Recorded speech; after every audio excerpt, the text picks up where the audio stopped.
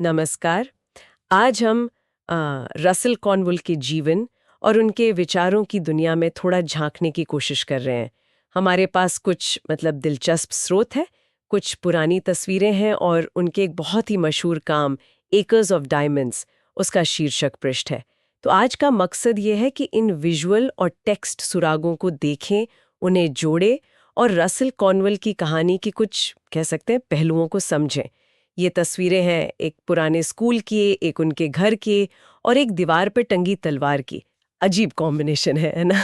तो इन सीमित चीज़ों से ही देखते हैं कि हम क्या परतें खोल पाते हैं।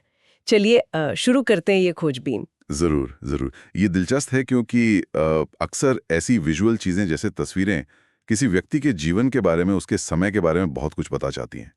कभी कभी तो शब्दों से भी ज्यादा। ये हमें उनके माहौल, उनकी यात्रा और शायद उनके उनके चरित्र की भी एक झलक दे सकती हैं। तो हाँ, देखते हैं कि ये तस्वीरें कॉर्नवेल के बारे में क्या बताती हैं, क्या राज खोलती हैं। तो पहली तस्वीर पर आते हैं। ये बर्कशायर स्कूल हाउस की है। बताया गया है कि यहाँ कॉर्नवेल ने पढ़ाया था। देखने में तो ये इमारत बहुत ही साधारण सी लग रही है। लकड़ी की बनी हुई है, एक मंजिला है। आसपास का माहौल भी काफी देहाती सा है। कुछ खिड़कियां, एक दरवाजा, बहुत ही बुनियादी ढांचा कह सकते हैं। हाँ, इसकी सादगी, उस पर ध्यान देना जरूरी है। ये सिर्फ एक पुरानी इमारत नहीं है। दिलचस्प बात यह है कि ये उनके करियर की बिल्कुल शुरुआती जगह हो सकती है। शिक्षा के प्रति उनका जो समर्पण था, शायद उसकी नींव यहीं पड़ी हो। अक्सर हम देखते हैं कि महान यात्राओं की शुरुआत ऐसी ही मामूली जगहों से होती है। ये तस्वीर हमें सिर्फ इमारत नहीं दिखा रही, बल्कि उस दौर का, उस माहौल का एहसास करा रही है जहां एक युवा कॉर्नवेल ने शायद अपना काम शुरू किया होगा। ये उनके जीवन की, कह सकते हैं, जमीन तैयार होने जैसा है। बिल्कुल, एक साधारण सा ग्रामीण स्कूल उनके सफर का शुरुआती बिंदु लगता है ये। अच्छा, अब दूसरी तस्वीर पर आते हैं। ये कॉर्नवेल के पुराने घर की तस्वीर है, जैसी वो आज दिखती है। और ये स्कूल हाउस से तो काफी अलग है। ज्यादा बड़ी इमारत है, 2 मंजिला दिख रही है। सामने एक अच्छा खासा बरामदा भी है। ये ज्यादा व्यवस्थित और शायद एक एक ज्यादा संपन्न जीवन का इशारा करती है। हाँ हाँ, ये फर्क साफ नजर आ रहा है। ये तस्वीर शायद उनके जीवन के बाद के किसी दौर की है। हो सकता है जब उन्होंने एक मुकाम हासिल कर लिया हो, थोड़ी आर्थिक स्थिरता पा ली हो। वो जो स्कूल हाउस की सादगी थी और इस घर का जो आकार है, बनावट है, उसके बीच का अंतर अपने आप में कहानी कहता है। ये उनकी यात्रा का ग्राफ दिखाता है एक तरह से, कहाँ से शुरू किया और कहाँ तक पहुंचे। लेकिन यहाँ एक सवाल मेरे मन में आ रहा है। अगर कॉर्नवेल का वो मशहूर फलसफा एकर्स ऑफ डायमंड्स अपने आसपास ही अवसर खोजने के बारे में है, तो क्या ये बड़ा घर उस विचार से थोड़ा अलग नहीं लगता? क्या ये बाहरी सफलता या धन जमा करने का प्रतीक नहीं है, जबकि संदेश तो शायद आंतरिक मूल्य या सादगी पर जोर देता हो। ये एक बहुत अच्छा सवाल है और सोचने पर मजबूर करता है। बिल्कुल। देखिए, एकर्स ऑफ डायमंड्स का मतलब जरूरी नहीं है कि भौतिक संपत्ति से एकदम परहेज करना हो। इसका एक मतलब ये भी हो सकता है कि उन्होंने जो सफलता या स्थिरता हासिल की, वो शायद कहीं दूर जाकर नहीं, बल्कि अपने ही समुदाय में, अपने ही परिवेश में रहकर अपने कौशल का सही इस्तेमाल करके पाई हो। तो ये घर शायद इस बात का प्रतीक हो कि उन्होंने अपने आंगन के अवसरों को पहचाना और उसी से ही मुकाम हासिल किया। हाँ, ये बाहरी सफलता हो सकती है, लेकिन जरूरी नहीं कि ये उनके मूल संदेश के बिल्कुल खिलाफ हो। शायद उसी का नतीजा हो। अच्छा, ये एक दिलचस्प नजरिया है कि सफलता पाना और इसे दिखाना जरूरी नहीं कि मूल विचार के विपरीत हो, अगर वो सही तरीके से अपने आसपास के मौकों से ही हासिल की गई हो। ठीक है, समझी। अब तीसरी तस्वीर पर चलते हैं। ये मुझे सबसे ज्यादा चौंका रही है। ये दीवार पर टंगी एक तलवार की तस्वीर है। ये बाकी 2 तस्वीरों से, स्कूल और घर से बिल्कुल अलग है। किसी कमरे के अंदर का सीन है, दीवार पर धारीदार वॉलपेपर है और बीचों बीच ये तलवार सजी हुई है। हाँ, ये वाकई ध्यान खींचने वाली चीज है। तलवार कोई आम सजावट की वस्तु तो नहीं होती, खासकर उस दौर में। ये कई सवाल खड़े करती है। इस तलवार का क्या मतलब हो सकता है? क्या ये उनके परिवार की कोई निशानी है, कोई विरासत, या क्या ये उनकी अपनी किसी सैन्य सेवा का प्रतीक है? सिविल वॉर का समय भी था। हो सकता है इसका कोई गहरा प्रतीकात्मक अर्थ हो जिसके बारे में हमें नहीं पता। ये तस्वीर कॉर्नवेल के जीवन में एक और परत जोड़ती है। वो सिर्फ एक शिक्षक और एक गृहस्वामी ही नहीं थे। उनके जीवन में शायद शौर्य, इतिहास या किसी किस्म के संघर्ष का भी कोई पहलू रहा होगा। पीस हो, जैसे आजकल लोग कलाकृतियां लगाते हैं, शायद उस जमाने में तलवार रखना एक स्टेटस सिंबल जैसा हो, रुतबे की निशानी भर हो। क्या ये जरूरी है कि हम इसका कोई गहरा मतलब निकालें ही? आपकी बात में वजन है और ये बिल्कुल संभव है कि ये सिर्फ सजावट हो।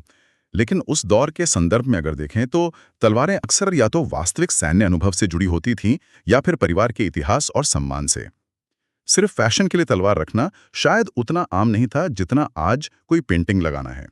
तो संभावना इसकी ज्यादा है कि इसका कोई व्यक्तिगत या ऐतिहासिक महत्व रहा होगा।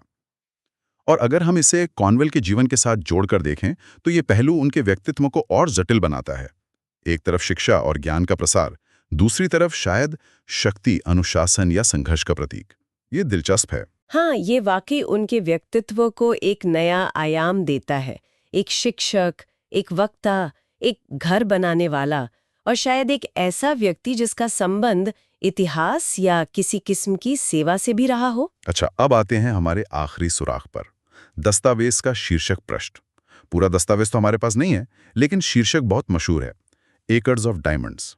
ये शीर्षक अपने आप में बहुत कुछ कहता है, काफी गाइड करने वाला है। बिल्कुल। एकर्स ऑफ डायमंड्स का जो मूल विचार है वो यही है कि अक्सर हम दूरदराज की चीजों के पीछे भागते हैं, जबकि असली खजाना, असली अवसर हमारे अपने आसपास, हमारी अपनी परिस्थितियों में ही छुपा होता है। बस जरूरत है उसे पहचानने की, उसकी कीमत समझने की। अब असली सवाल ये है कि जो तस्वीरें हमने देखीं, वो साधारण स्कूल हाउस, वो बाद का बड़ा घर और वो रहस्यमयी तलवार, क्या ये सब इस शीर्षक से किसी तरह जुड़ती हैं? हाँ, यही मैं सोच रही थी। ये कैसे जुड़ेगा? स्कूल, घर, तलवार, इनका हीरों के खेतों से क्या लेना देना हो सकता है? चलिए जोड़ने की कोशिश करते हैं। देखिए, वो साधारण स्कूल हाउस, वो शायद कॉर्नवेल का शुरुआती खेत था। एक ऐसी जगह जहां संभावनाएं थी, प्रतिभा थी, लेकिन शायद उस वक्त उसकी पूरी कीमत नहीं आकी गई। यहीं से उन्होंने अपने हीरे, मतलब ज्ञान और शिक्षा को तराशना शुरू किया होगा। फिर वो घर, जैसा हमने पहले बात की, वो शायद इस बात का प्रतीक है कि उन्होंने अपने ही परिवेश में रहकर अपने ही खेत में मेहनत करके सफलता पाई। वो हीरा जो उन्होंने अपने अंदर और अपने काम में खोजा, उसी से ये स्थिरता बनी। ठीक है, स्कूल और घर तो समझ आता है।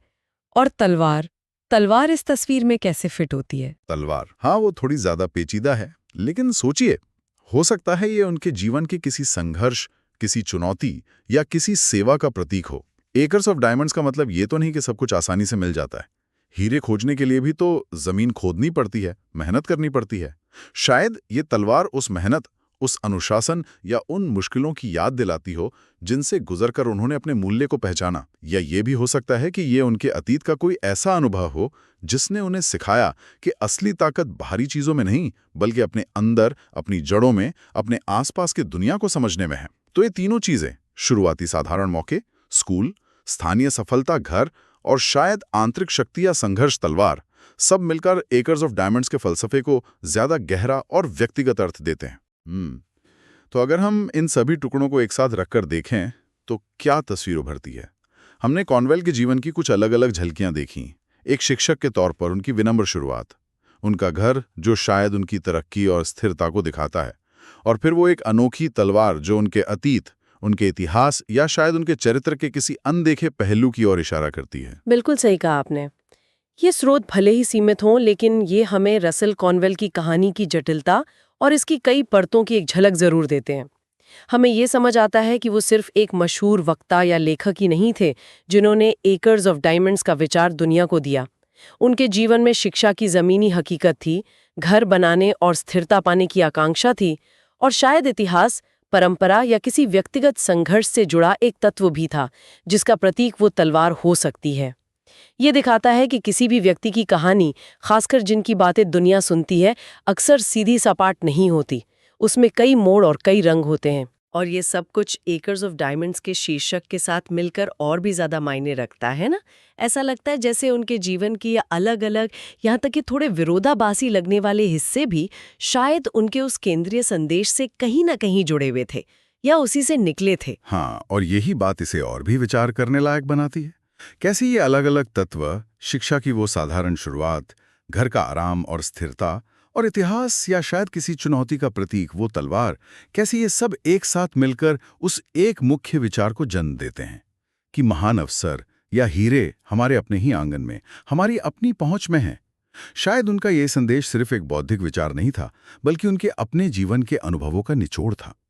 इन सभी विविध अनुभवों के ताने बाने से भुना हुआ। तो हम अपने श्रोताओं के लिए यहाँ एक सवाल छोड़ जाते हैं सोचने के लिए। कॉर्नवॉल की कहानी के ये बिखरे हुए टुकड़े, खासकर वो अप्रत्याशित तलवार वाली तस्वीर, उनके प्रसिद्ध संदेश एकाज ऑफ डायमंड्स के साथ कैसे गूंजते हैं?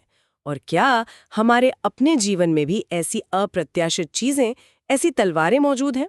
शायद कोई पुराना शौक जिसे हमने छोड़ दिया, कोई मुश्किल अनुभव जिसे हम भूलना चाहते हैं, या कोई पारिवारिक कहानी जिसे हम ज्यादा महत्व नहीं देते, जो अनजाने में हमारे वर्तमान अवसरों, हमारे अपने हीरों के खेतों से जुड़ी हो सकती हैं। इस पर सोचने से शायद हमें अपने आसपास छिपे अवसरों को देखने का एक नया नजरिया मिल सकता है।